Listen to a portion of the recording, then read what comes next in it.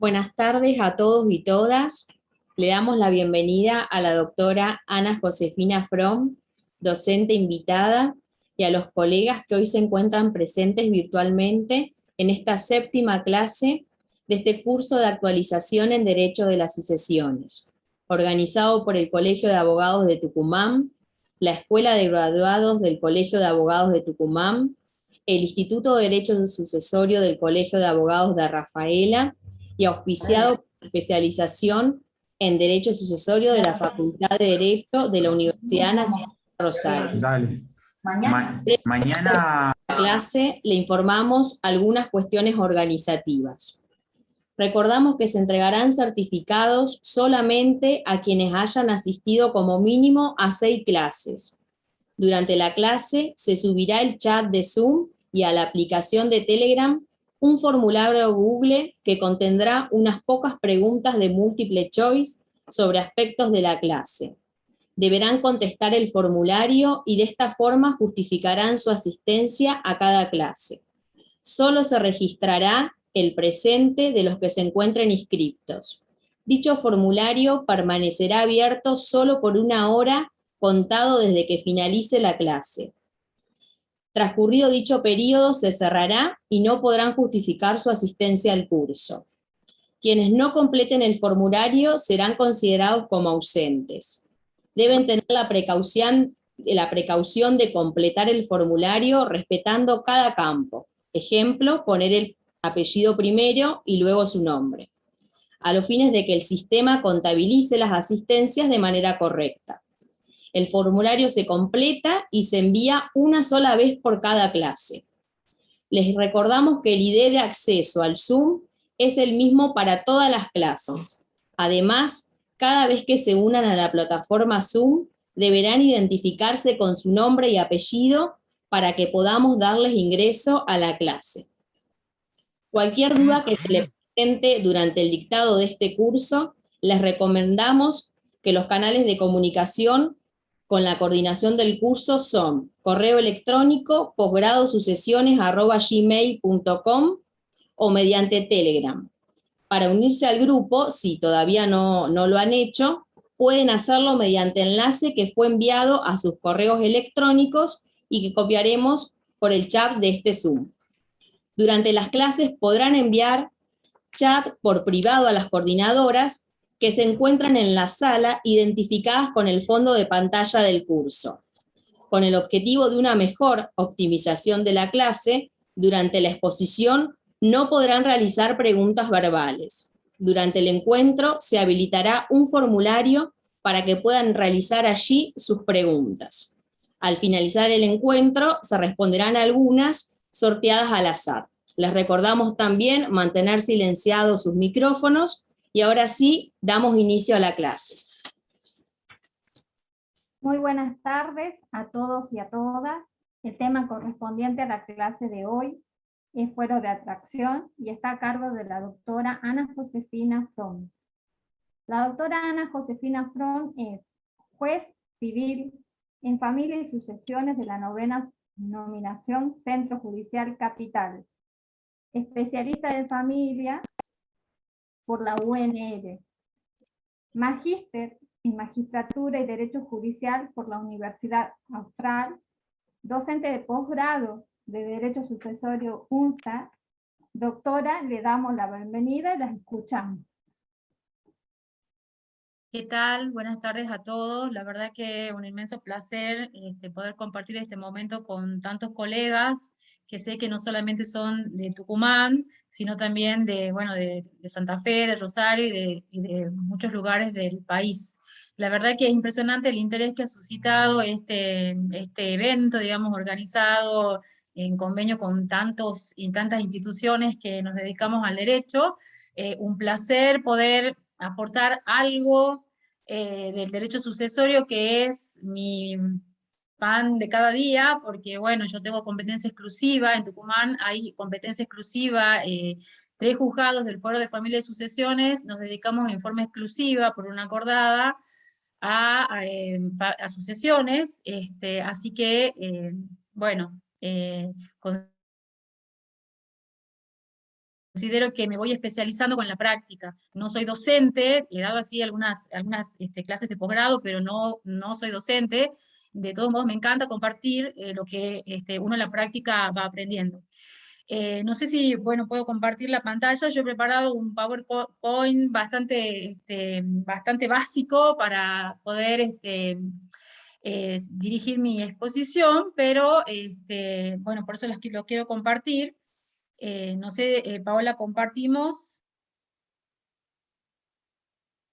A ver, ahí estamos. Sí, usted está habilitada para Sí, compartir. ahí estoy. Ahí. ¿Estamos ahí, Paola? Sí, estamos bien.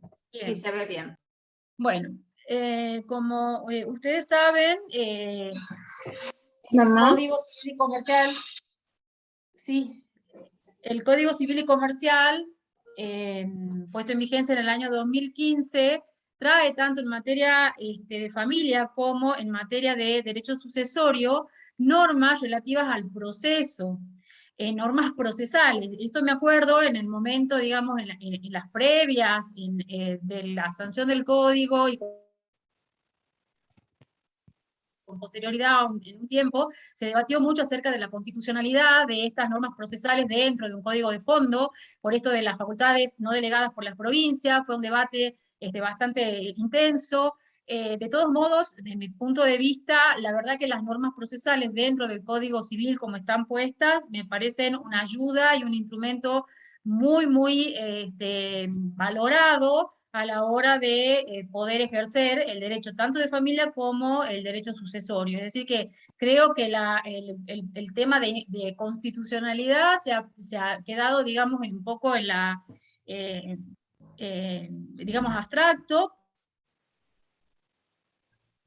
contempla el Código Civil en relación a sucesiones y familia.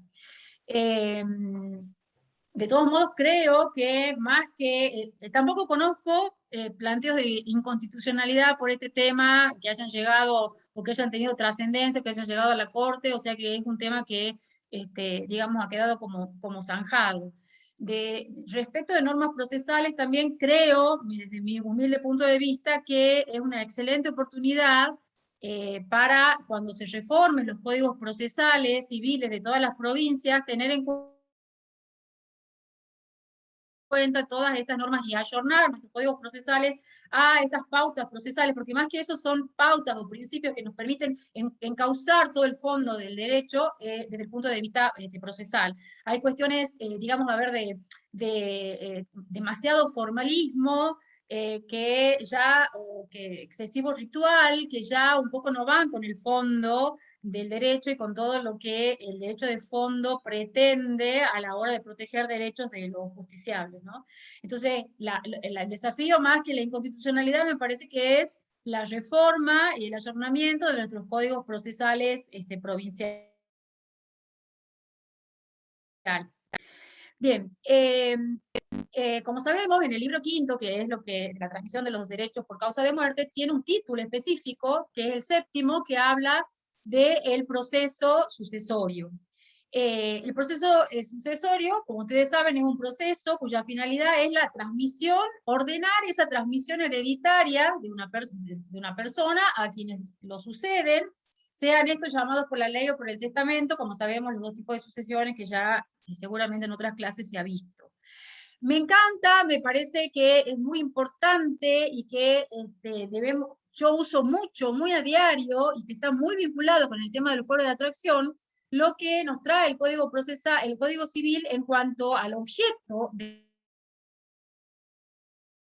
derecho sucesorio, porque esto nos sirve justamente para saber qué es el proceso sucesorio y qué pueden ser las cosas que no son procesos sucesorios, pero sí que atrae un proceso sucesorio. Como ustedes saben, el artículo 2335 lo uso muchísimo, muchísimo, porque siempre me hacen planteos, digamos, que intentan introducir cuestiones contradichas o contradictorias, tanto entre herederos como terceros, acreedores o interesados en el caudal relicto, y tenemos que decirle, a ver, siempre le repetimos y le transcribimos este decreto. El proceso sucesorio tiene por objeto identificar a los sucesores, determinar el contenido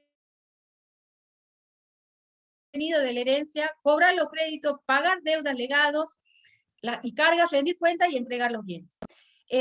Había estado leyendo que esto ha sido tomado del Código de Quebec. Es fundamental, la verdad, el proceso sucesorio es un proceso voluntario. Todas las cuestiones controvertidas van por vía incidental o por la vía de una acción ordinaria, una acción sumaria o lo que sea, el objeto de la pretensión, pero que puede ser o no de fuero de atracción. Sigamos avanzando en este tema del proceso.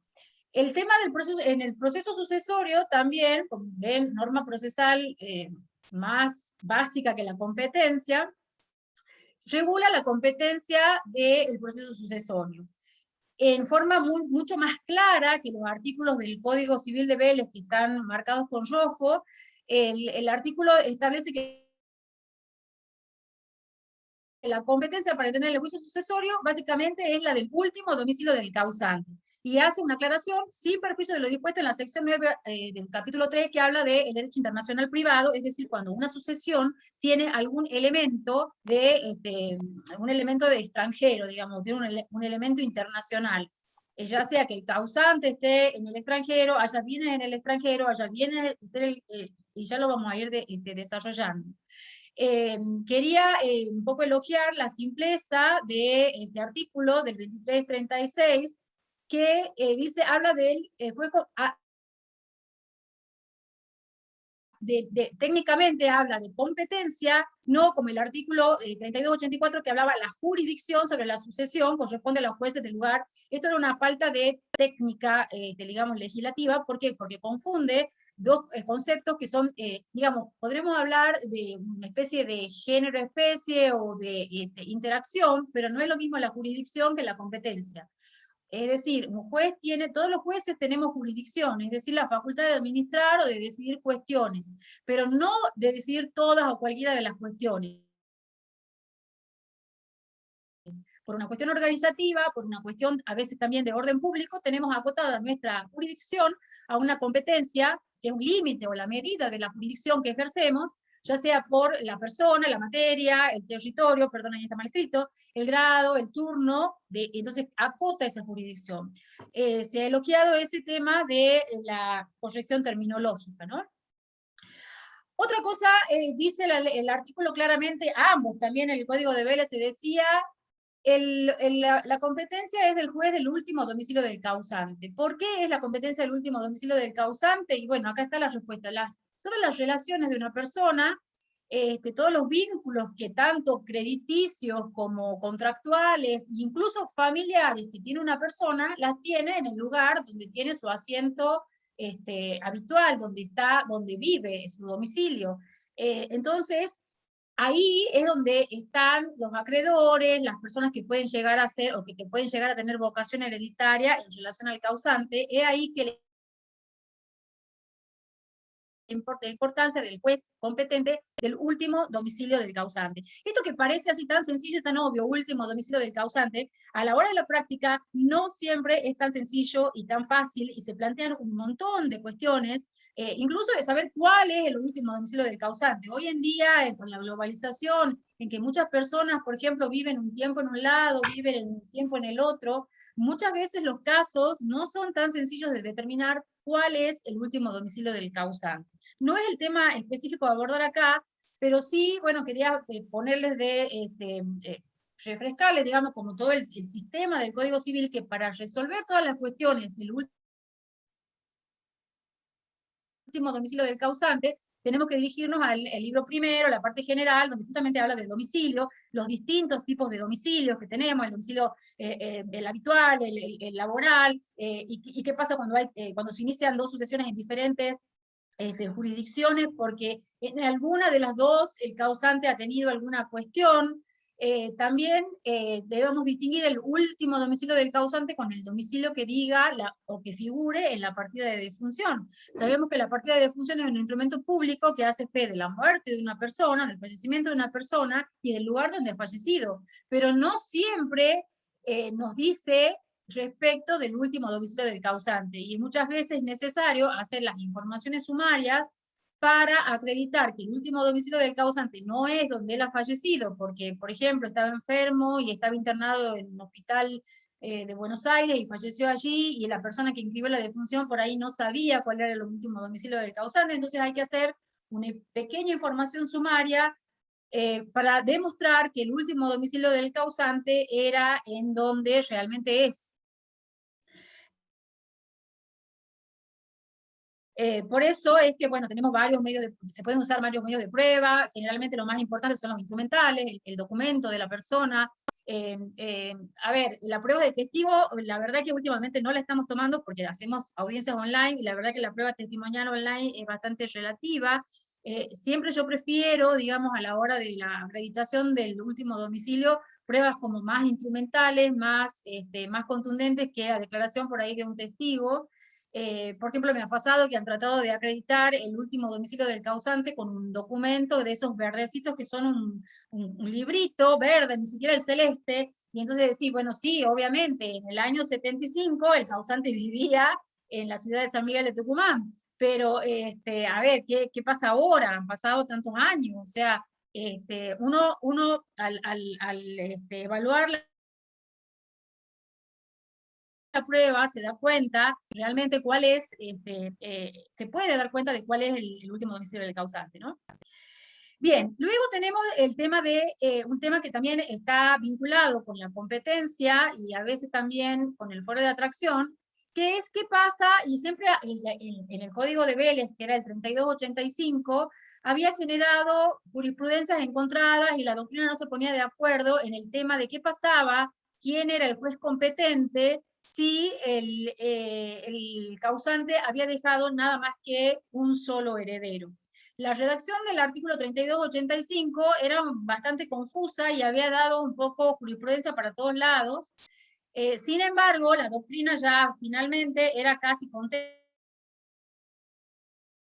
en decir que por más que el causante haya dejado un solo heredero, el juez competente seguía siendo el del último domicilio. Nada más que en el caso de tener un heredero único, el acreedor, las acciones debían dirigirse ante el juez del domicilio de ese heredero, y acá estaba la razón de por qué sí seguía siendo el último domicilio del causante el juez, en el que se abriera la sucesión y al menos se llegara hasta la declaratoria de herederos, que era después que se hubiese aceptado la herencia. Bueno, la iniciación del juicio sucesorio es una de las formas de aceptar la herencia, una forma expresa, pero la doctrina ya había asentado, la mayoritaria, de que no se podía, que el juez competente era el del último domicilio del causante más allá del heredero único. El artículo 2336 dice, está mucho más clara la redacción, y dice, si el causante deja solo un heredero, las acciones personales, no dice el proceso sucesorio, las acciones personales de los acreedores del causante pueden dirigirse a su opción ante el juez del último domicilio del causante o ante el que corresponda al domicilio del heredero. Ahí también habla de una opción. El otro decía deben. No sé si ven la diferencia. Era iniciarlos ahí, y eso también generaba una cierta rispidez, digamos, a la hora de interpretar y a la hora de determinar la competencia de los jueces. Acá dice pueden, y la opción está en los acreedores o en los que son titulares de acciones personales en contra del causante. Por ejemplo, acá, bueno, tengo muchos casos jurisprudenciales. Por ejemplo, en el juez provincial se declaró incompetente para entender un proceso sucesorio atento a que el último domicilio del causante se encontraba ubicado en Capital Federal. Apelada la resolución, la alzada confirmó. ¿Qué pasaba en este caso? No importaba, o sea, el heredero único decía que él quería iniciar la sucesión en el domicilio del heredero único, basado, esta jurisprudencia, fíjense, es del año 2011, entonces todavía era previo al Código Civil y Comercial, y por lo tanto decía, bueno, aplicando el artículo 3285, la sucesión se tiene que abrir en el último domicilio en el domicilio del heredero único. Ya antes de la sanción del código, la jurisprudencia dice la Justicia Nacional Civil de la Capital es competente para entender el proceso si está acreditado que el último domicilio del causante fue en esa jurisdicción. Pues, aun cuando exista un solo heredero, el carácter de orden público del artículo 3284 del Código Civil no puede ser dejado de lado por razones de economía y celeridad. O sea, eso, por ejemplo, es un caso. Este caso también, en este caso, a ver, en este caso, tengo muchas cosas acá encima del... perdón. Ay, perdón, estoy volviendo.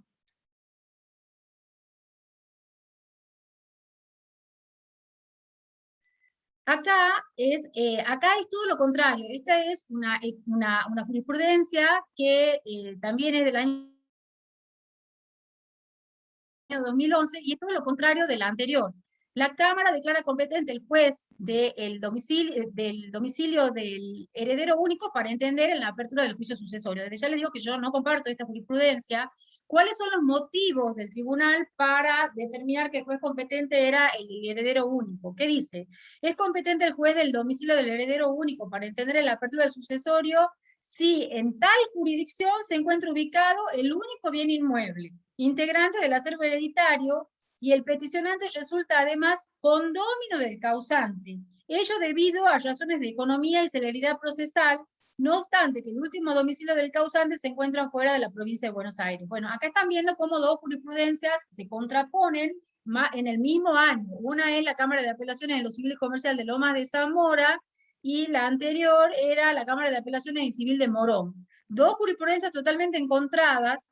Yo estoy con la primera jurisprudencia, creo, en la práctica y por las razones por las que el juez competente es el último domicilio del causante, ya se las expresé. O sea, a ver, más allá de que el único bien que tenga el causante esté en una jurisdicción y él tenga su último domicilio en otra, o que el hijo sea un condómino del padre, no me parecen motivos relevantes para violar, digamos, la cuestión de orden público de la competencia del último domicilio del causante. Justamente, ¿por qué? Porque todos los, a ver, se supone o se presume que los acreedores del causante están en el lugar donde vive habitualmente, en el último domicilio que muchas veces pasa con el tema a veces de familias digamos, ensambladas, o de familias donde la persona tiene más de una familia porque tuvo primer matrimonio y luego emigró a otra provincia y contrae nuevas nupcias, o tiene, sin contraer nupcias, tiene una unión convivencial y tiene hijos con otra persona. Entonces, creo que la unificación en el último domicilio del causante es una garantía para todos los que se creen con interés en los bienes dejados por el causante y digamos, ver a dónde se tramita la sucesión de una persona. No comparto, desde ya les digo, esta jurisprudencia. Otra cuestión también que tiene que ver con la competencia, el foro de atracción, el proceso sucesorio, es la sucesión internacional. Este tema es muy claro, es muy fácil, parece como muy rimbombante, muy complicado, y quizás también tampoco hay cuestiones claras, y se plantean en la práctica un montón de cuestiones que no la tornan tan fácil de aplicar. Pero tenemos que ver la regla general, que también ya la traía el artículo 10 del Código Civil y Comercial, es decir, en esto no ha cambiado, es que, a ver, cuando el causante tiene domicilio en el extranjero, o sea que no en nuestro país, es competente, o sea, la sucesión, se aplica la ley del país donde falleció la persona, donde tuvo el último domicilio la persona, y también es competente el juez de ese lugar donde tuvo el último domicilio la persona. Puede ser un argentino que tenga domicilio, no sé, en Brasil, en España, en donde sea. Ahora, el tema es que cuando hay bienes inmuebles o de radicación en el país, entiende el juez del lugar de radicación de esos bienes. Igual, a ver, así tan fácil parece planteado así simplemente, un señor que tenía su último domicilio en Brasil, tiene un inmueble en Tucumán, el juez competente sería el juez civil en familias y sucesiones de Tucumán. Pero muchas veces, ¿qué pasa? El señor que tiene domicilio en el extranjero tiene inmuebles en Tucumán, en Rosario, en Tierra del Fuego, y entonces se plantea la cuestión de cuál es el juez dentro del país que va a entender en la sucesión que se abra a fin de transmitir los bienes que tienen radicación en este país. Y hay muchísimos casos jurisprudenciales, y siempre, bueno, el criterio del juez, como dice el artículo 1 del Código Civil, que también me encanta ese artículo porque habla del caso, hay que ver en cada caso concreto y particular cuál sería la situación y cómo decidimos cuál es el juez competente en el territorio cuando el causante, por ejemplo, tiene varios inmuebles dentro del país, pero en distintas jurisdicciones.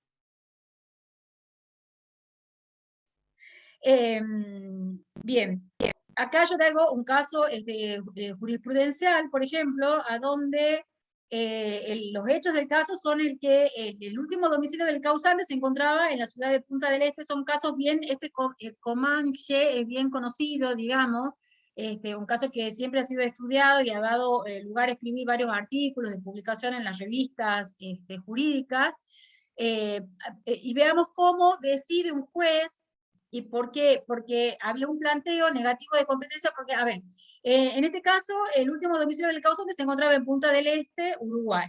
Sin embargo, la apertura del sucesorio en la República se justifica por existir bienes registrables a su nombre. Es decir, en algunos casos es necesario abrir dos sucesiones, una en Punta del Este, si hay bienes en erradicación en Uruguay, y otra, para los casos puntuales de los inmuebles situados en nuestro país, es necesario abrir la sucesión en nuestro país. ¿Qué pasaba? Acá el señor tenía como también dos grupos de familiares, digamos, tenía dos hijos, aparentemente de un matrimonio, y una cónyuge supérstite y una hija menor de edad del segundo matrimonio. Entonces, los hijos del causante inician la sucesión en Cava, o sea, en la ciudad autónoma, alegando que el último domicilio que había registrado el causante cuando vivía en el país era en la ciudad de Buenos Aires. Entonces ellos, en base a eso, inician el sucesorio. Sin embargo, la cónyuge supérstite, por ella y por la hija, inician la sucesión del causante en la ciudad de San Martín de la provincia de Buenos Aires. ¿Por qué? Porque la mayor parte de los bienes del señor estaban radicados en la ciudad de San Martín. Entonces se plantea un conflicto negativo de competencia, o por lo menos el juez, digamos, de la Cava se inhibe diciendo que no iba a intervenir. Los hijos que habían iniciado el juicio en Cava apelan esa resolución y la Cámara Nacional de la Operación Civil decide que el juez competente iba a ser el juez de San Martín. ¿Por qué lo dice? Bueno, porque la mayor cantidad de bienes que tenía el causante estaban en esa jurisdicción, en este país, el causante estaban en esa jurisdicción. Pero además le da otros aditamentos a la cuestión. Dice, el juicio sucesorio de iniciado en San Martín era anterior, es decir, se inició antes que el juicio sucesorio que iniciaron los hijos en Cava. Y además también está, obviamente, en un estado mucho más avanzado que el otro. O sea, son cuestiones fácticas que hacen a cada caso concreto en el que muchas veces se plantea esto de que, bueno, sí, el juez, en el caso de una sucesión con elementos internacionales, es el de situación del inmueble. Bueno, sí, es la norma general, pero en cada caso concreto tenemos que ver cómo se plantea, cómo son los hechos, qué prueban los distintos herederos. Yo también he tenido un caso hace poquito de un juicio que se inició en Jujuy. No sé cómo la hija que vivía en Jujuy inicia el juicio sucesorio de la madre en Jujuy. No sé qué argumento le habrá dado el juez, pero la cuestión es que la hija que vive en Tucumán y que vivía con la madre, me dice el juez, la señora vivía, la causante vivía en San Miguel de Tucumán.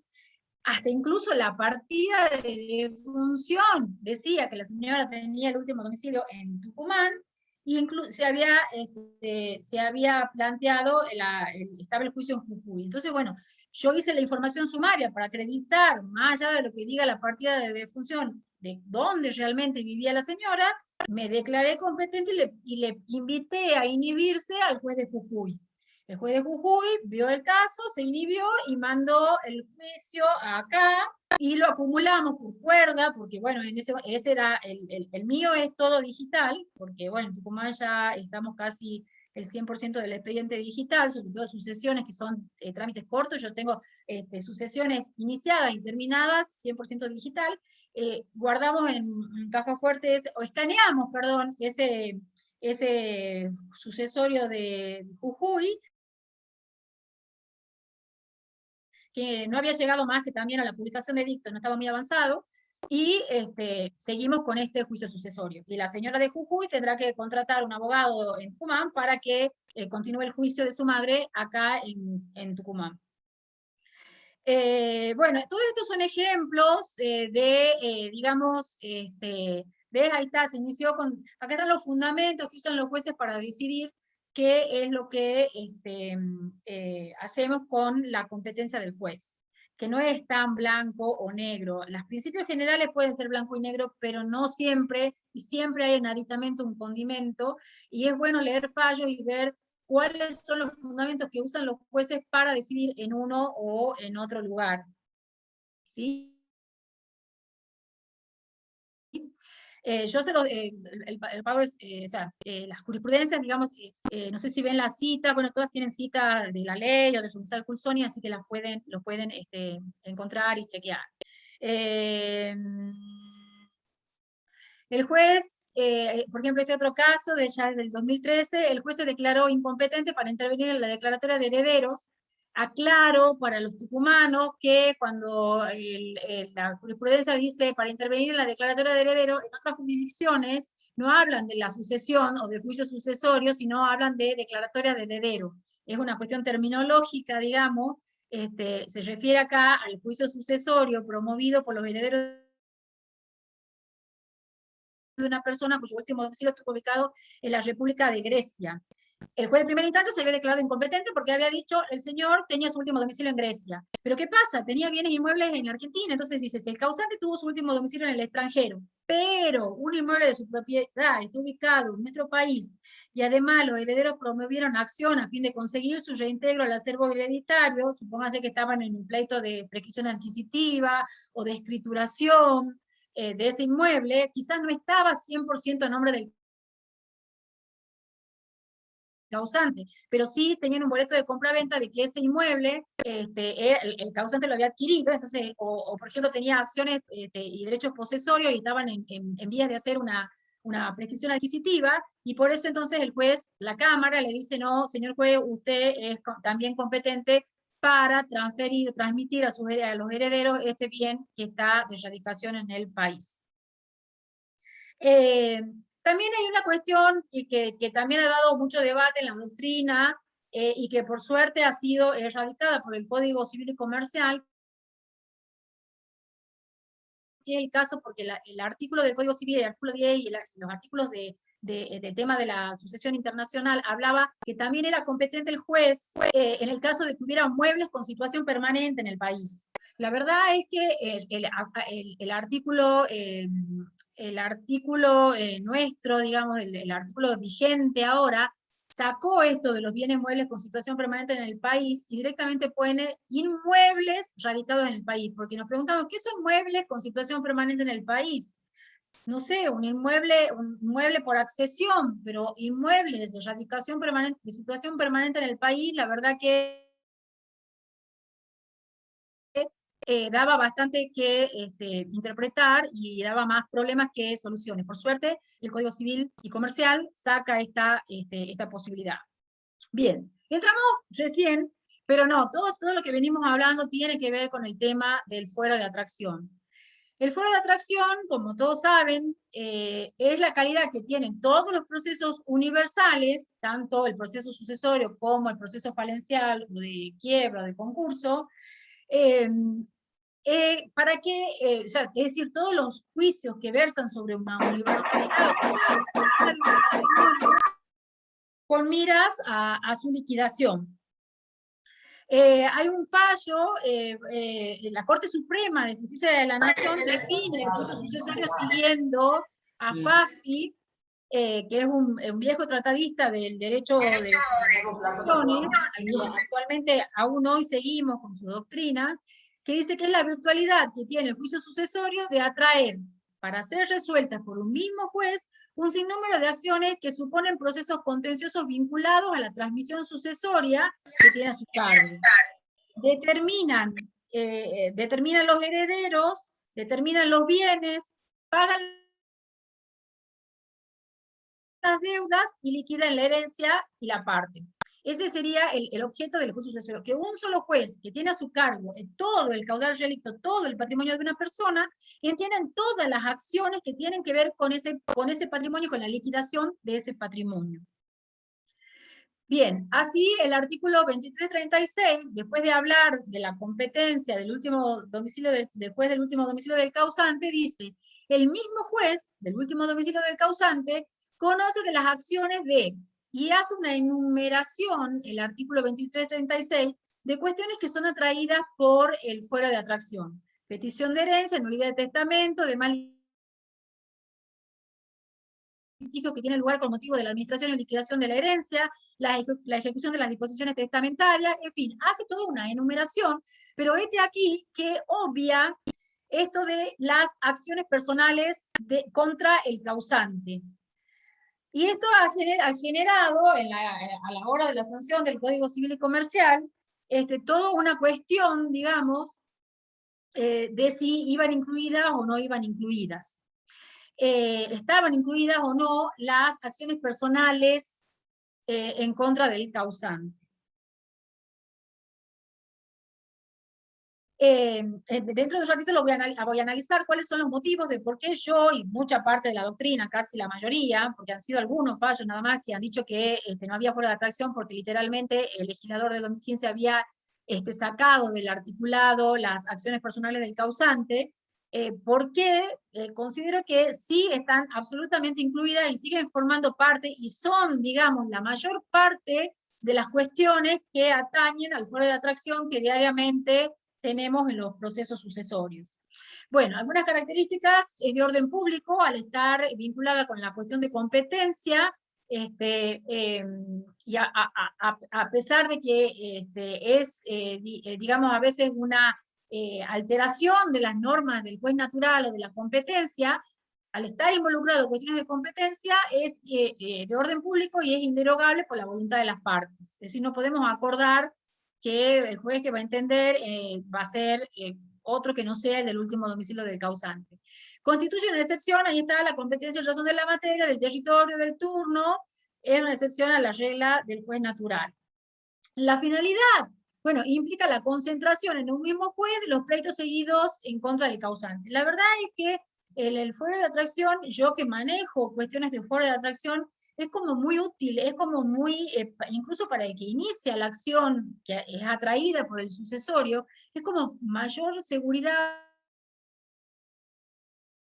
o mayor garantía que un mismo juez esté atendiendo el tema de los bienes de esa persona, de las acciones de personas que quieren ir en contra de esos bienes o que quieren tener la garantía de esos bienes como pago de sus deudas o de sus créditos. Es como que es muy importante esa finalidad que tiene el foro de atracción. Es decir, la necesidad de erradicar ante un mismo tribunal todas las causas que se encuentran involucradas los bienes. El fundamento, bueno, generalmente el fundamento es la lista de esta práctica, la economía procesal, la inmediatez. Yo también les diría una cuestión de seguridad jurídica y la inmediatez es fundamental. ¿Desde cuándo tenemos foro de atracción y cuándo termina el foro de atracción? Eso también es una cuestión que muchas veces no está clara, no queda clara en los casos que se nos presentan a diario, ¿no? Empieza desde que se publican edictos para llamar o convocar a todos los que se creen con derecho a la sucesión, tanto acreedores como herederos. Si la persona conoce la iniciación del proceso sucesorio o sabe que su posible demandado está fallecido y su último domicilio era en Tucumán, sabrá que, digamos, el juez competente quizá no sepa por el turno, pero sí sabe que va a ser competente el juez, cualquiera de los 3 juzgados de sucesiones que tenemos en el fuero civil de familia y sucesiones de la capital, por ejemplo, de San Miguel de Tucumán. Entonces ya puede hacer uso del fuero de atracción. Supónganse que un acreedor quiere hacer esta intimación al heredero para que acepte o repudie la herencia en el plazo que se le otorgue, y todavía el juicio sucesorio no está iniciado, pues puede saber que el juez que atrae ese pequeño incidente o esa intimación es el juez del último domicilio del causante. Generalmente está iniciado desde la publicación de edictos. ¿Y cuándo finaliza? Bueno, acá también es toda una disquisición. Finaliza con la partición, es decir, cuando se han denunciado los bienes, se han partido y esa partición está inscripta en los registros respectivos, ya sea automotor o inmobiliario. Como en otras jurisdicciones se inscribe la declaratoria de heredero y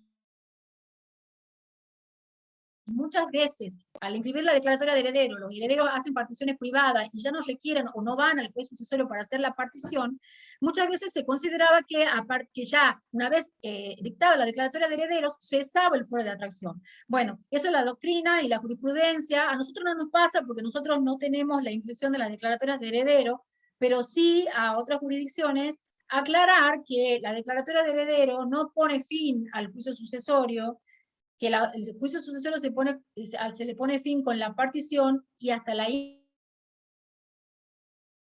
inscripción de las hijuelas en los respectivos registros. También tiene como límite, y esto también es súper importante determinarlo, que parece verdad de perogrullo, pero bueno, también genera algunas controversias, se refiere a la faz pasiva, es decir, cuando la sucesión o los herederos son demandados, no cuando son actores. Por ejemplo, necesitamos hacer un juicio de reivindicación porque el inmueble que es del causante ha sido usurpado o ha sido...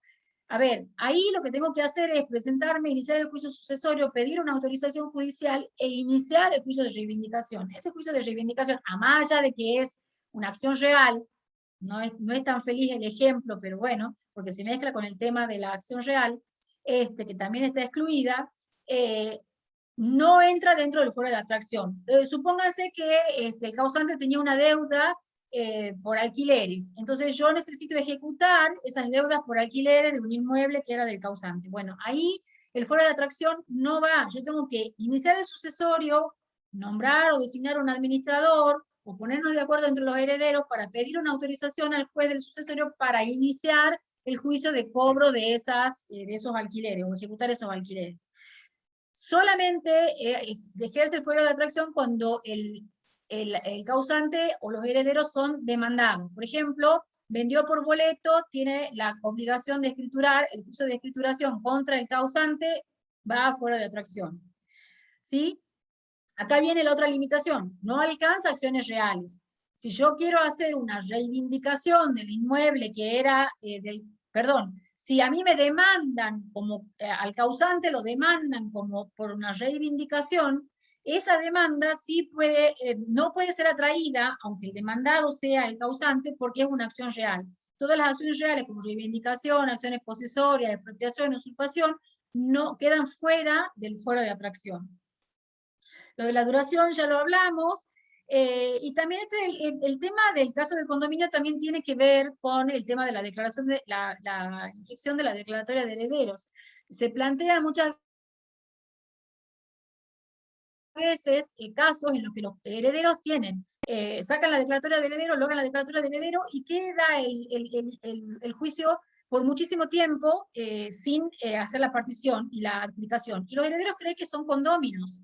Y no son condóminos, están en una indivisión hereditaria muy prolongada. Y entonces, ¿cuál es el juez competente para hacer la supuesta división de condominio? Se plantean cuestiones entre los jueces civiles, en Tucumán acá, jueces civiles y comerciales, y los jueces de sucesiones.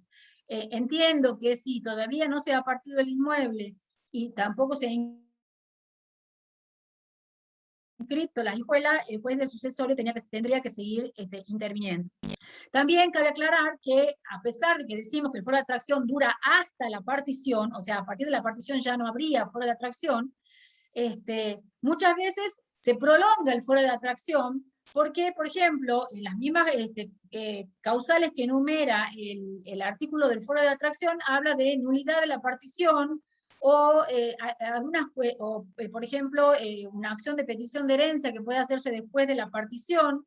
Es decir, no siempre estrictamente es después de la partición. Hay algunas cuestiones, sobre todo las cuestiones que se generan entre coherederos, sí exceden el límite de la partición. Es una cuestión, digamos, de sentido común. ¿Quién más que el juez, a pesar de que esté partido, si yo tengo que revisar una cuestión de nulidad de la partición, obviamente que el juez del sucesorio, que intervino en el sucesorio, va a ser el competente. Bien. Acá tengo mucha jurisprudencia sobre la faz pasiva, son casos jurisprudenciales. Bueno, las acciones atraídas, acá desglosadas, son petición de herencia, nulidad de testamento, demás litigio. Bueno, eso está en el artículo y es tal cual como se plantea. También, sin embargo, por eso decimos que la enumeración del código es enumerativa, porque fíjense que en la letra del código no está la acción de colación, la acción de reducción, la acción de complemento, ¿sí? Tampoco está expresamente, y nadie duda que esas acciones son atraídas por el juez sucesorio, obviamente. Indignidad, exclusión hereditaria conyugal, filiación, todas esas no están taxativamente puestas, pero sí forman parte y son atraídas por el juez del sucesorio. Las acciones de simulación que están relacionadas con la colación o con reducción, también las cuestiones testamentarias, por ejemplo, la capacidad del testador, la nulidad del testamento, las causales de revocación o caducidad de algunos legados o de algunas disposiciones testamentarias. Todo eso no está taxativamente, por eso decimos que la enumeración es, valga la redundancia, no es redundancia, pero es enunciativa, ejemplificativa. Y por eso decimos que las acciones personales que tiene digamos, contra el causante, contra los herederos de un causante, están absolutamente incluidas. No podemos hacer una interpretación literal del artículo del fuero de atracción, que determina el fuero de atracción diciendo el legislador del 2015 no la puso y por lo tanto no, las acciones personales en contra del heredero no están atraídas por el fuero de atracción. Imagínense, nos quedamos vacíos, porque la mayoría, digamos, de las cuestiones que nosotros decidimos por fuero de atracción son acciones personales en contra del heredero. Cobros, daños y perjuicio, bueno, infinidades que nos llenan el fuero de atracción del sucesorio. Entonces, es inconcebible. Sin embargo, hay jurisprudencia que ha dicho que al no estar incluidas, no se declaró incompetente y se confirmó la incompetencia de un juez. Hasta que, bueno, se llegó a la Corte Suprema de Justicia de la Nación, incluso con un caso que todavía, digamos, a ver, que se inició vigente el Código Civil de Vélez, pero que se sancionó, que se dictó la resolución de la Corte, luego de ya la sanción, la puesta en vigencia del Código Civil Comercial. A donde claramente dice la Corte, ahí lo tengo el caso también, las acciones personales no pueden no estar incluidas. Muchísimos fundamentos son los que nos dicen que las acciones personales en contra del heredero están incluidas en el fuero de atracción. Es verdad que la redacción del artículo 2336 no es de lo más feliz, pero, digamos, ya no se discute, creo que a esta altura no creo que haya ningún juez que diga que se declara incompetente porque es una acción personal en contra del heredero. No, la verdad que no lo creo, más con el fallo de la Corte, ¿no? Pero sí hay posturas que hacen una interpretación totalmente acotada, una interpretación literal, y dicen, como no está, el legislador las quiso sacar, por lo tanto no las atrae. ¿Cuáles serían los fundamentos más importantes? Bueno, muchos de estos ya lo hemos ido hablando a lo largo de la charla. Primero porque, a ver, si hacemos una interpretación finalista, una interpretación sistémica, como nos ordenan los artículos 1 y 2 del Código Civil Comercial, no cabe la menor duda. ¿Cuál es el principio en materia sucesoria? El principio de unidad y universalidad del patrimonio sucesorio, que ese es el caso Orihuela, que a mí me gusta mucho. Les recomiendo, en otra filmina tengo la cita del caso Orihuela, donde realmente hace un tratado de fuero de atracción. Pueden estudiar fuero de atracción leyendo el fallo Orihuela, que es de una cámara civil de San Isidro, y ahí dice, a ver, el principio es la unidad y la indivisibilidad del patrimonio sucesorio. Es totalmente práctico, totalmente de economía procesal y de todo, que el juez que tiene a su cargo la distribución, la determinación, la distribución de los bienes de un patrimonio, que entienda en todas las acciones que tienen que ver con ese patrimonio, ¿sí?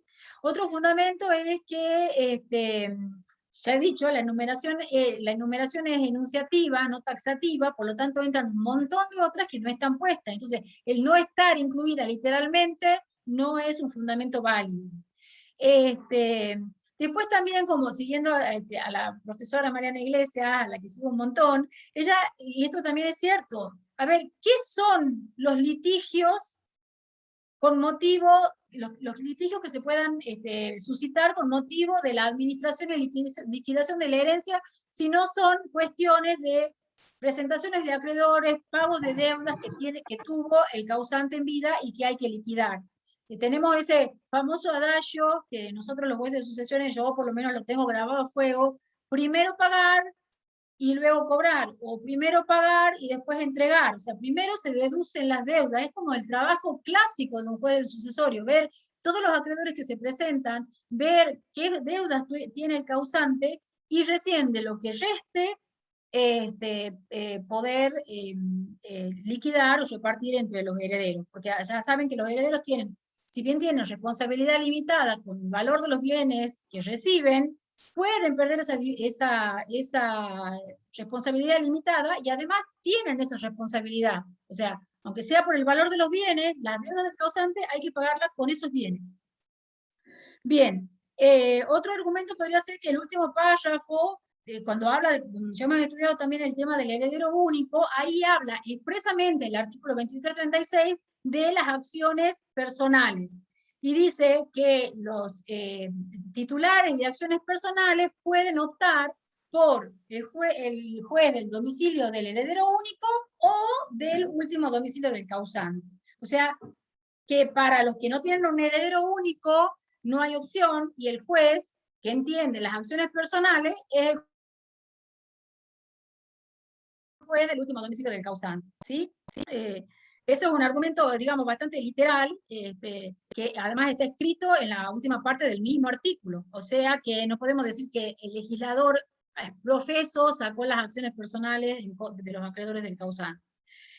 Bueno, acá ya lo había mencionado, lo que dicen los artículos, nos ordenan a los jueces los artículos 1 y 2 del Código Civil y Comercial. Los casos deben ser resueltos conforme o teniendo en cuenta la finalidad de la norma. Y el artículo 2 nos dice, la ley debe interpretarse teniendo en cuenta la palabra, su finalidad, los principios y valores jurídicos.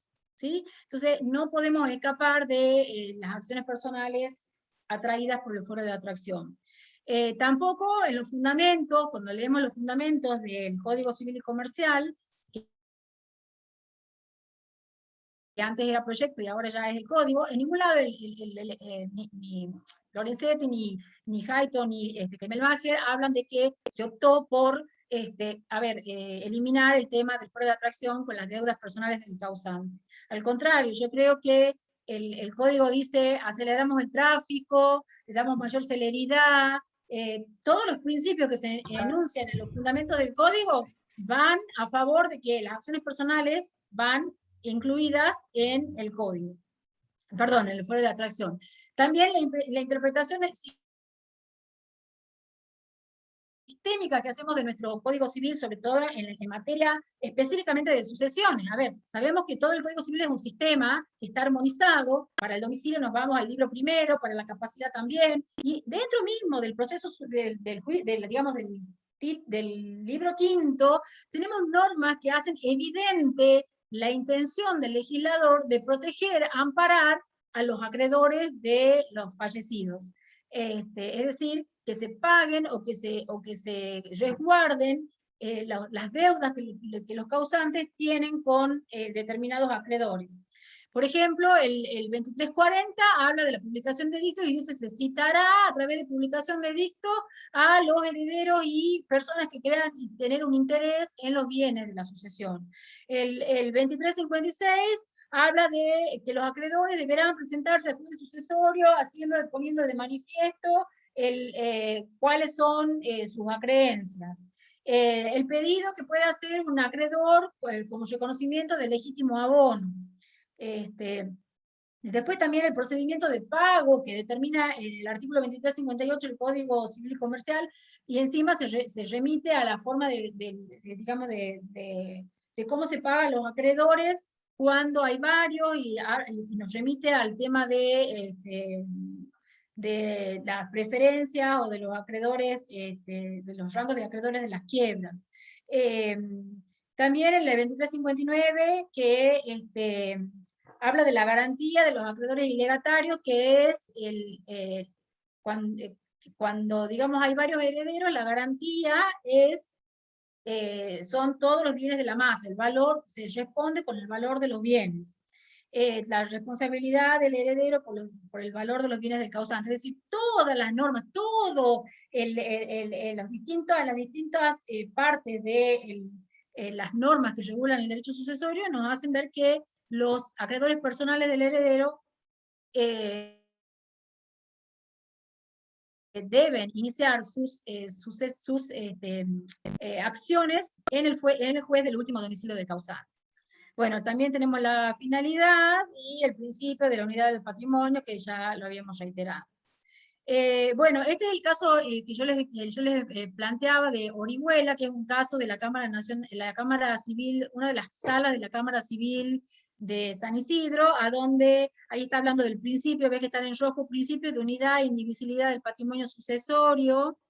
Dice, el mismo opera cuando se trata de conocimiento de las pretensiones personales dirigidas contra la sucesión, el principio de unidad e indivisibilidad del patrimonio sucesorio, y además habla de la finalidad del foro de atracción. Ello facilita la liquidación de la herencia, la división de los bienes, el pago de las deudas, o sea, todo, resume un poco todo lo que yo vengo hablando con ustedes. Y noten que ya el fallo es del año 2015. A ver, la fecha del fallo, no la puedo ver acá porque me tapan montones de cosas que tengo escritas, pero ya es, si no es antes de agosto del 2015, ya ahí nomás le pegan el palo, y ya tenía vigente el Código Civil y Comercial de la Nación. A ver. 15 de septiembre, Ana. Bueno, ¿ves? Gracias, Fabri. Ahí está, ¿ves? Ya no tenía, digamos, ya estaba este artículo sin las acciones personales, y el fallo lo dice. Otro fallo también, es que es el fallo de la Corte, que yo les contaba, que se inicia durante la vigencia del Código Civil de Vélez, pero que el fallo de la Corte, que es del 5/10 del 2015, ya estaba vigente el Código Civil y Comercial, dice que el juez de la sucesión, en el caso el juez civil y comercial provincial, es competente para entender una acción personal, demanda de daño por mala praxis, originada en contra del de Cujus con anterioridad a su fallecimiento, aun cuando el juicio se encuentra en la etapa probatoria. O sea, muchas veces el de Cujus, o sea, estamos iniciando el juicio sucesorio, está iniciado, perdón, el juicio de mala praxis está iniciado contra una persona viva, la persona muere inmediatamente, hay que integrar la litis con sus sucesores, y normalmente lo que hace un juez, en nuestro caso de documento en locaciones o de civil, es inhibirse y mandarlo al foro de atracción, para que el juez sucesorio resuelva, lo agarre en el estado en el que está, y empiece a tratar, normalmente, ya por ejemplo, si la persona está viva, ya generalmente hemos tomado nota, o nos han llegado por oficio cautelares que tenemos que trabar, pero no es lo mismo la traba de una cautelar que el propio juez del sucesorio tenga, digamos, a la vista, porque por ejemplo a veces nos pasa que tenemos pedidos de autorizaciones de venta, o no sé, o hay sesiones de acciones y derechos hereditarios entre herederos o con relaciones a terceros, y resulta que el causante tenía un juicio de daños y perjuicios por mala praxis que era millonario. Y entonces nada mejor que el juez sucesorio decir, no, momento, a ver, no vamos a vender porque pues esto puede acarrear, o si vendemos, cautelemos el dinero en una cuenta, o el escribano que cautele, o lo pongamos el dinero en una cuenta bancaria, no hay ningún problema que vendan, pero yo soy responsable, yo sé que acá estoy tramitando un juicio de daño y perjuicio, todavía no ha terminado, estamos en la etapa probatoria, momento. Es la verdad que es bastante práctico, digamos, ¿no? A ver qué dice acá, en relación a las deudas personales del difunto, bueno, una norma de orden público. Acá la Corte sí, es verdad que en esta cuestión por ahí que de fuera de atracción, se basa, prácticamente el fallo se basa en el dictamen del Procurador Fiscal, pero bueno, celebro el dictamen del Procurador Fiscal, en este caso de Vilche. Bueno, y después también está el de Orihuela. Los hechos de ese caso eran que los herederos del adquirente de un inmueble, porque iniciaron una acción de escrituración contra los herederos del vendedor. Ahí el que ejerce el foro de atracción es el juez del sucesorio del vendedor, obviamente. ¿A dónde acá son, digamos, dos sucesiones, una sucesión actora y una sucesión demandada. Los actores quieren que el inmueble entre en su patrimonio, pero el que ejerce el foro de atracción es el juez del sucesorio del vendedor, que es demandado por escrituración. Bien, aunque ustedes no lo crean, hay fallos, y miren que lo encontré como perlita del 2020. Acá dice, es 29 del 10 del 2020, y miren lo que dice este juez. Constituyendo el foro de atracción un supuesto de excepción al principio de juez natural, del que se deriva la sustracción de la causa del conocimiento de quien originariamente debe entender en ella, en el caso un juez de ejecución a tenor de la materia involucrada, ello implica atenerse a una cuidadosa y estricta interpretación de la normativa aplicable y vigente, de modo de no extenderlo más allá de los contornos establecidos legalmente. O sea, pero ¿qué entiende él por ley? el texto del artículo, no entiende por ley o por derecho, que es lo que nosotros tenemos que manejar, todo el plexo normativo, y hace una interpretación absolutamente literal, y sigue. Y del artículo 2336 surge expresa la voluntad legislativa de establecer la obligatoriedad del fuero de atracción para aquellas acciones allí enumeradas, no incluyendo las acciones personales contra el causante. Miren ustedes, es del 2020 el fallo. Y hay todavía jueces, Cámara de Apelación de lo Civil y Comercial y Minería de Santa Rosa de la Pampa. Todavía hay jueces que dicen, no, las acciones personales no son atraídas. Estamos en el año 10 del 2020, en plena pandemia. Bien. Bueno, acá estamos haciendo una enumeración de todas las acciones que son atraídas por el fuero de atracción. Por eso yo le decía, las acciones relativas a la partición, estas obviamente, que el fuero de atracción acá va a exceder la partición. Acción de nulidad, acción de partición, nulidad de partición, reforma de la partición. Bueno, esto de que el fuero de atracción se extiende hasta la partición, a veces también no hay que tomarlo tan literalmente, ¿no? Algunos casos que se plantean también el tema de la tutela y de la declaración de incapacidad. Muchas veces, quieren iniciar en el juez del sucesorio un juicio de curatela o un juicio de tutela, y evidentemente no son atraídas por el juez sucesorio, sobre todo por el tema de la especialidad que tiene el fuero de familia. Nosotros acá en Tucumán tenemos la gran particularidad de que somos jueces de familia y sucesiones, es decir, que algo entendemos del tema de familia, tenemos, pero en general los temas de familia son entendidos por los jueces de familia que tienen toda esa cuestión hasta los principios de derecho de familia por los que se rige, ¿no? También un caso curioso se plantea cuando hay un liticonsorcio pasivo, es decir, por ejemplo, hay dos codemandados, uno de los codemandados está fallecido. ¿En la sucesión de ese codemandado atrae, a pesar de que hay un demandado vivo? Sí, la jurisprudencia mayoritariamente dice el juez del sucesorio, aunque sea uno de los codemandados el que está fallecido, atrae al juez, al caso. Sin embargo, también se plantean algunas cuestiones, por ejemplo, cuando hay dos demandados que están fallecidos, y hay dos sucesiones que ejercerían el fuero de atracción en relación a esa demanda. La mayoría de la jurisprudencia, con buen criterio, dice, a ver, vuelva al juez natural, que entienda un juez natural. Yo no puedo determinar o elegir cuál de las dos sucesiones va a ir al juicio a donde dos demandados están fallecidos. Por supuesto que si hay un demandado fallecido que tiene un juicio sucesorio concluido con partición inscripta y el otro recién está fallecido, obviamente que sí va a haber fuero de atracción en relación a ese demandado. Pero es un caso particular, digamos, un caso específico, ¿no? El tema de las ejecuciones hipotecarias también había traído mucho debate, y en un principio se decía que las ejecuciones hipotecarias que estaban relacionadas con el derecho real de hipoteca era una cuestión de una acción real y por lo tanto no era traída por el fuero de atracción. La jurisprudencia, tengo un montón de jurisprudencia también, ya sería un exceso, pero se puede buscar, la van a encontrar fácilmente si tienen un caso de esto. Lamentablemente para los jueces de sucesiones, las ejecuciones hipotecarias son atraídas por el fuero de atracción, por el juez sucesorio. ¿Por qué? Porque se considera que la hipoteca es una garantía real que acompaña o que es accesoria de una acción personal, como por ejemplo sería un mutuo.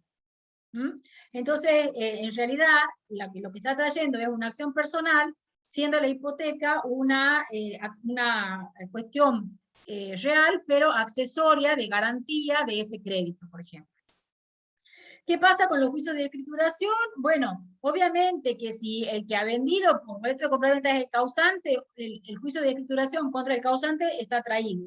Ahora, muchas veces pasa que son los herederos que mal venden por boleto, poniendo en riesgo su responsabilidad limitada como herederos, perdiendo su responsabilidad limitada como herederos, venden un bien sin la autorización judicial, sin la denuncia del bien en el sucesorio, por boleto, y hay algunos desprevenidos que compran el inmueble por boleto y entonces hacen luego un juicio de escrituración y pretenden el foro de atracción. Ahí, la verdad que por más que el inmueble sea del causante, habría que ver si realmente es o no atraída ese juicio de escrituración, que es a donde el demandado es el propio heredero que ha mal vendido un bien del caudal relicto, si es o no atraído por el juicio sucesorio. Por eso digo la distinción, digamos, en ese caso, ¿no?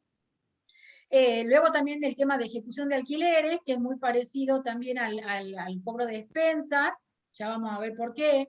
La liquidación de las sociedades de hecho, las liquidaciones de las comunidades de ganancia que se truncan por la muerte de uno de los cónyuges, o sea, se disuelve por un divorcio, estamos en pleno trámite de liquidación, tenemos que ir al juez de la sucesión. ¿Por qué? Porque como todos sabemos, el tema de la indivisión postcomunitaria, cuando fallece uno de los herederos, digamos, se mezcla o se disuelve o se soluciona con la división hereditaria,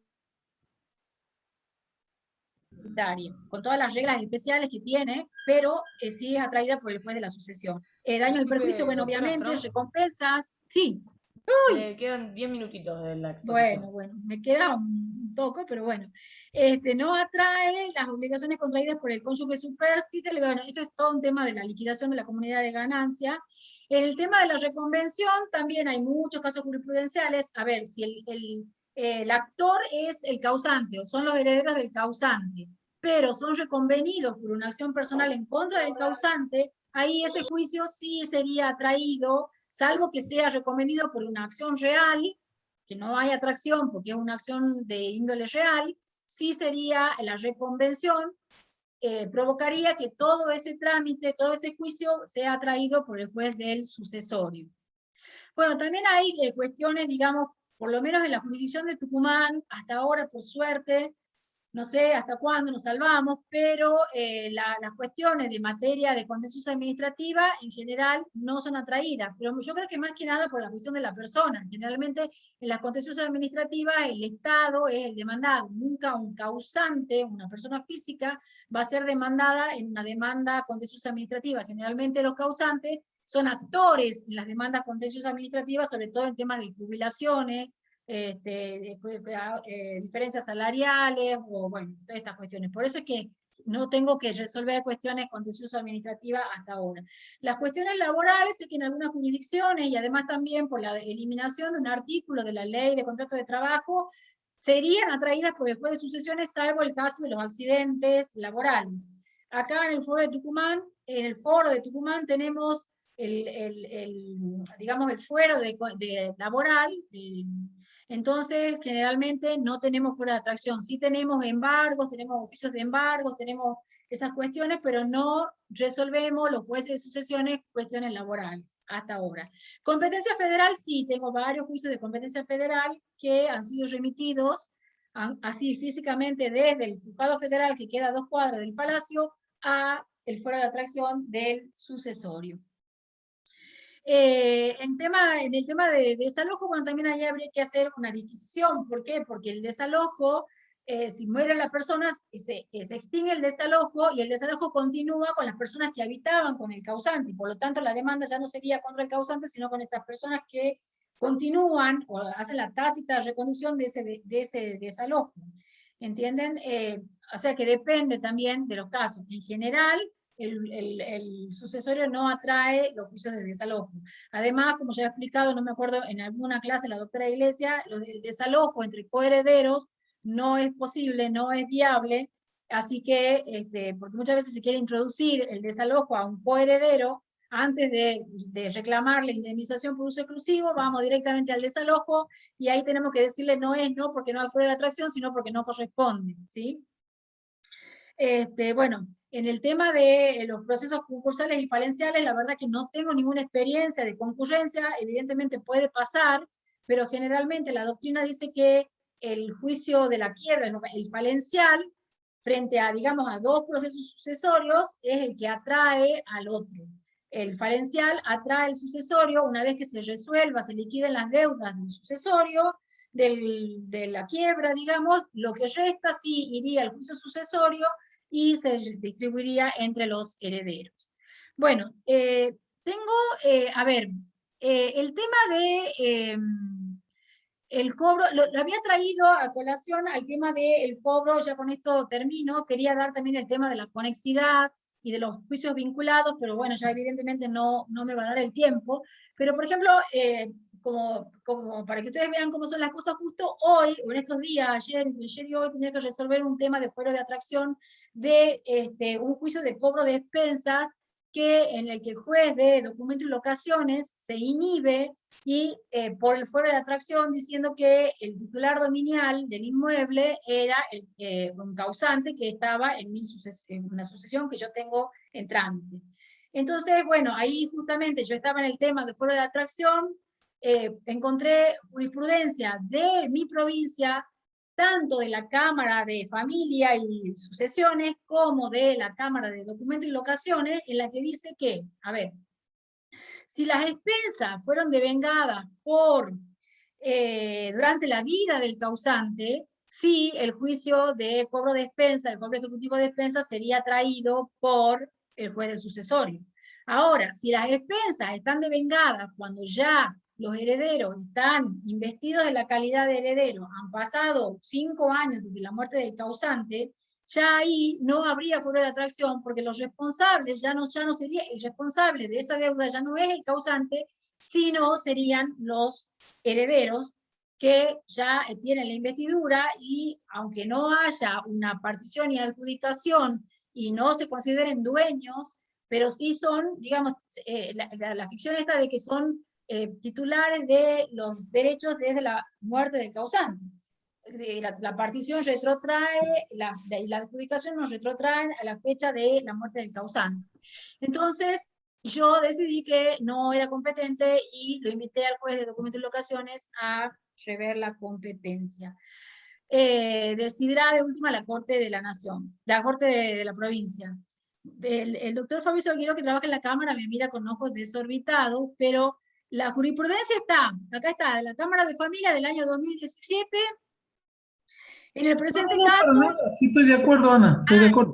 En el presente caso, la deuda reclamada no fue originada por los causantes, sino por sus herederos al adquirir la posesión hereditaria en el mismo instante del fallecimiento de aquellos.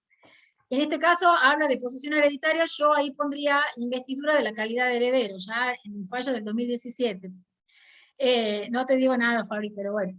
Estos datos no resultan menores, pues las acciones por cobro de expensas por periodos de deudas posteriores al fallecimiento del titular del bien que las adeude no quedan aprendidas por el fuero de atracción que ejerce el sucesorio de conformidad a lo previsto, bueno, en el 3284 o hoy 2336. Esa es de la Cámara de Familia y Sucesiones de nuestro San Miguel de Tucumán. Y esta es de la Cámara de Documento y Locaciones, que dice más o menos lo mismo. Bueno, a ver.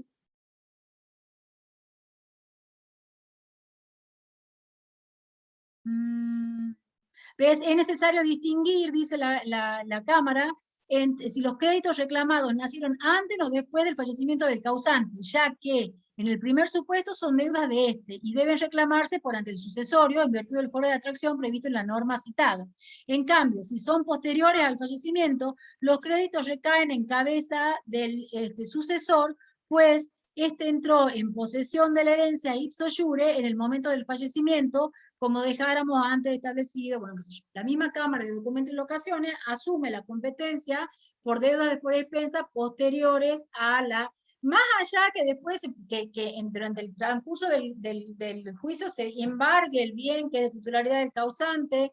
Sin embargo, pensando y bueno, elucubrando un poco, yo ya dicté mi resolución, o mi decreto, digamos, inhibiéndome.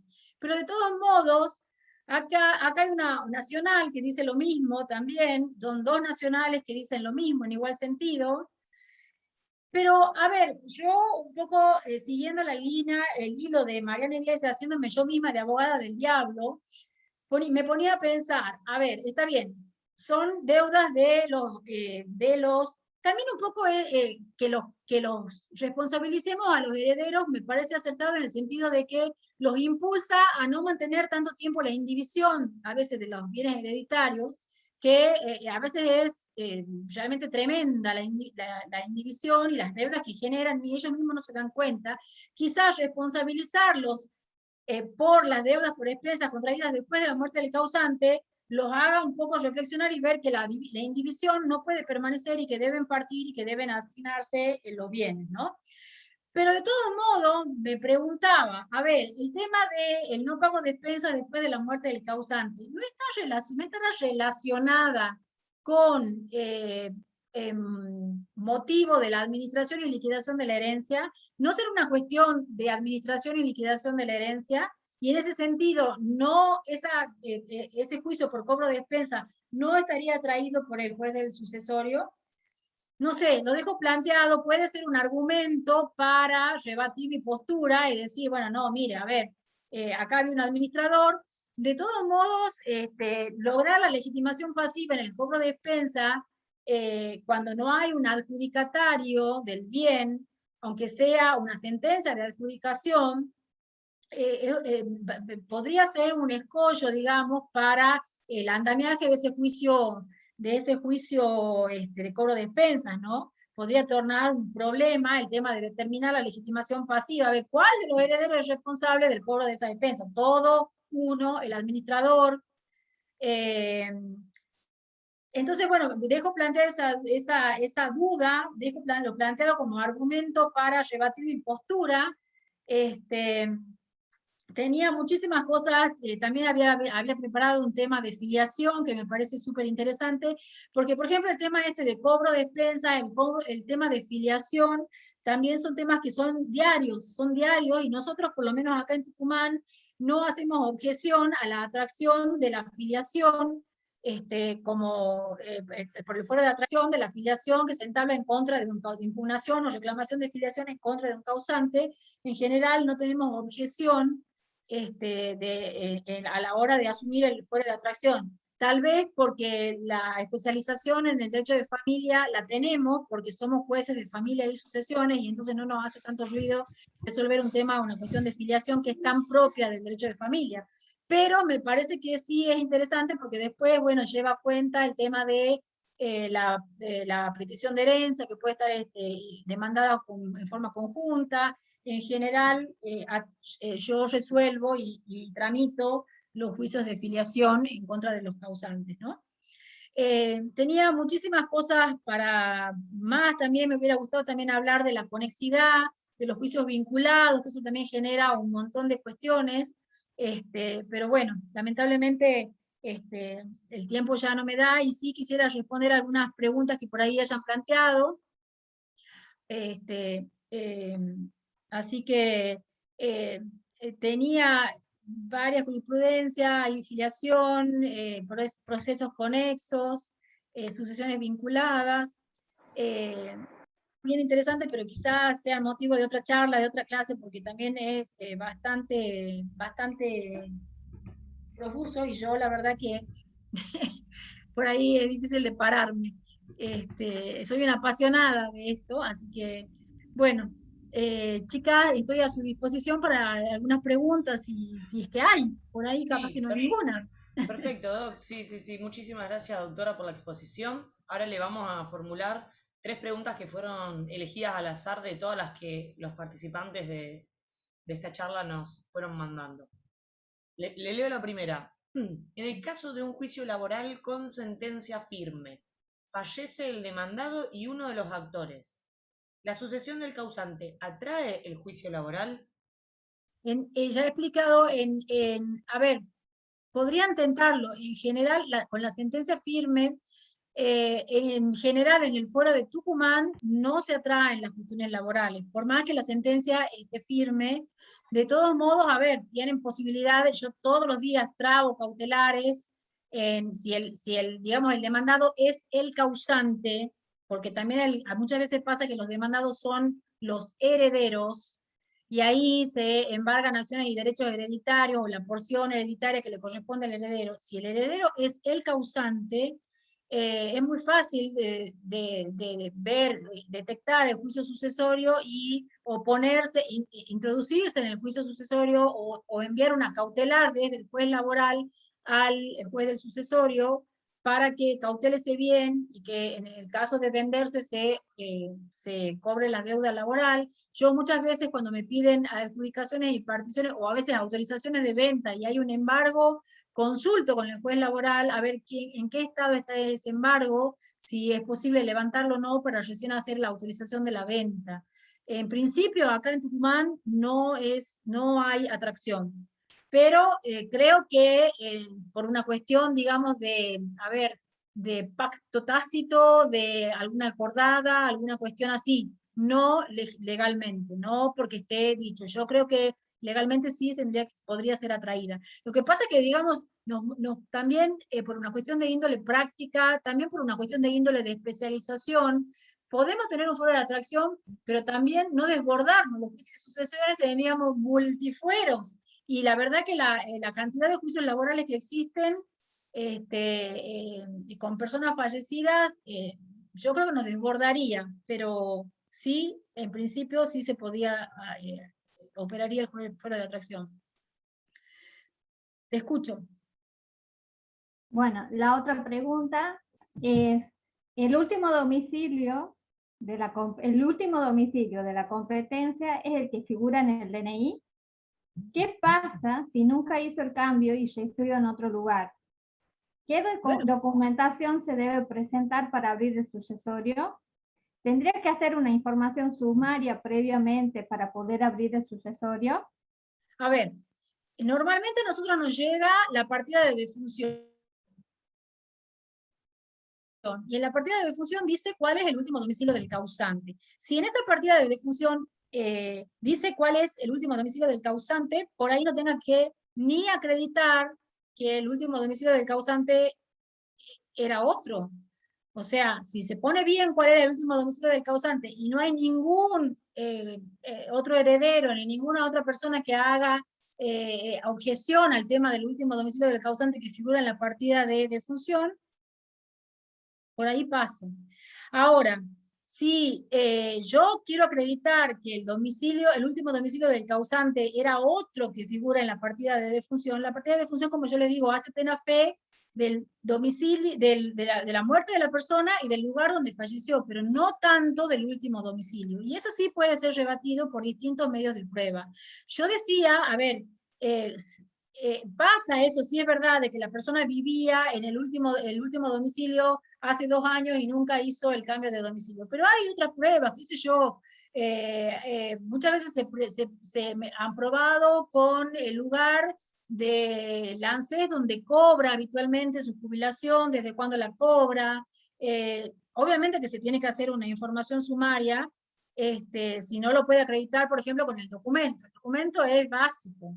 Pero si no, no sé, mucha otra prueba, por ejemplo esa, de dónde cobra, me han pedido esa, dónde cobra habitualmente, dónde cobró la persona habitualmente su jubilación en el último año, en los últimos 2 años, una informativa, digamos, en ese sentido, o qué sé yo, no sé, también está en el ingenio del que tiene que probar, pero algo que a mí me convenza de que realmente el último domicilio es traerme ese documento verde donde decía que el último domicilio del causante era en Tucumán, cuando había otras pruebas que me demostraban que él tenía, no sé, montones de otras cosas. O sea, depende de lo que me traiga, pero y también de lo que se pueda probar.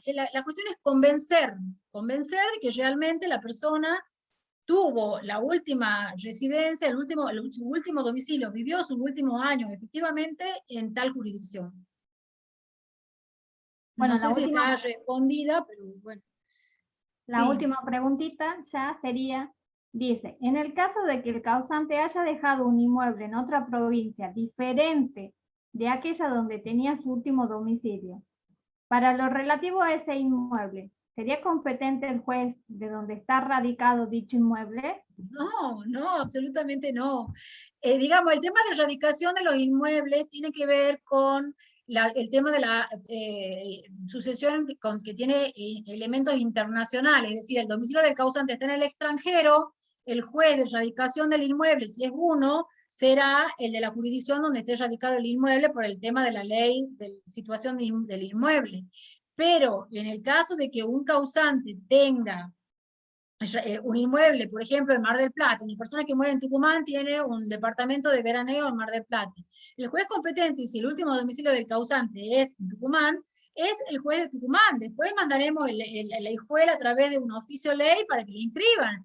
Pero, a ver, ¿cuál es el sentido del juez competente en el juicio sucesorio? El juez que está en la jurisdicción donde la persona tuvo sus últimas vinculaciones, donde tuvo su desempeño de vida y a donde pudo generar deudas, donde pudo generar familia, donde se presume que tiene su familia, sus relaciones, sus vinculaciones para proteger a esos herederos, a esos potenciales acreedores.